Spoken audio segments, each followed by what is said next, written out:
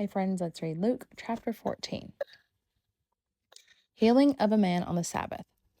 One Sabbath, when he went to dine at the house of a ruler of the Pharisees, they were watching him carefully. And behold, there was a man before him who had a dropsy. And Jesus responded to the lawyers and Pharisees, saying, Is it lawful to heal on the Sabbath or not? But they remained silent.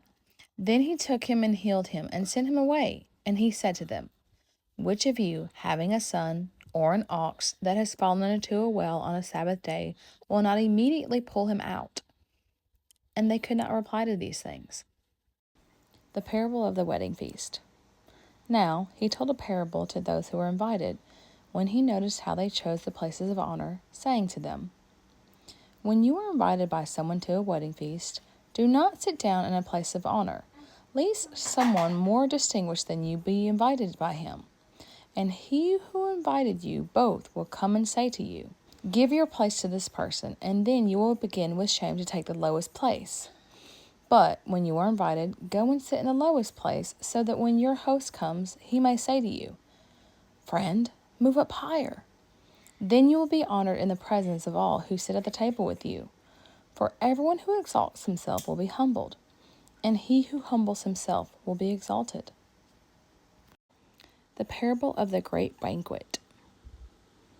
He said also to the man who had invited him, When you give a dinner or a banquet, do not invite your friends or your brothers, or your relatives or rich neighbors, lest they also invite you in return and you be repaid. But when you give a feast, invite the poor, the crippled, the lame, the blind, and you will be blessed, because they cannot repay you, for you will be repaid at the resurrection of the just.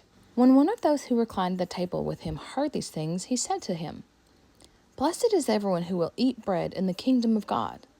But he said to him, A man once gave a great banquet and invited many.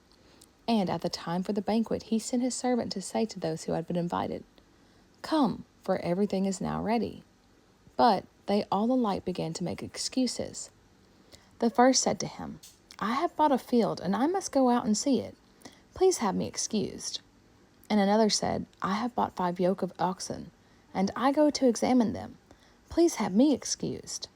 And another said, I have married a wife, and therefore I cannot come. So the servant came and reported these things to his master. Then the master of the house became angry and said to his servant, Go out quickly to the streets and the lanes of the city, and bring in the poor, and the crippled, and the blind, and the lame. And the servant said, Sir, what you commanded has been done, and still there is room. And the master said to the servant, Go out to the highways and hedges and compel people to come in, that my house may be filled. For I tell you, none of those men who were invited shall taste my banquet. The cost of discipleship. Now, great crowds accompanied him, and he turned and said to them, If anyone comes to me and does not hate his own father and mother and wife and children and brothers and sisters, yes, even his own life, he cannot be my disciple. Whoever does not bear his own cross and come after me cannot be my disciple. For which of you, desiring to build a tower, does not first sit down and count the cost, whether he has enough to complete it? Otherwise, when he has laid a foundation and is not able to finish, all who see it begin to mock him, saying, This man began to build and was not able to finish. Or what king going out to encounter another king in war will not sit down first and deliberate whether he is able with 10,000 to meet him who comes against him with 20,000? And if not, while the other is yet a great way off, he sends a delegation and asks for terms of peace. So, therefore, any one of you who does not renounce all that he has cannot be my disciple. Salt without taste is worthless. Salt is good.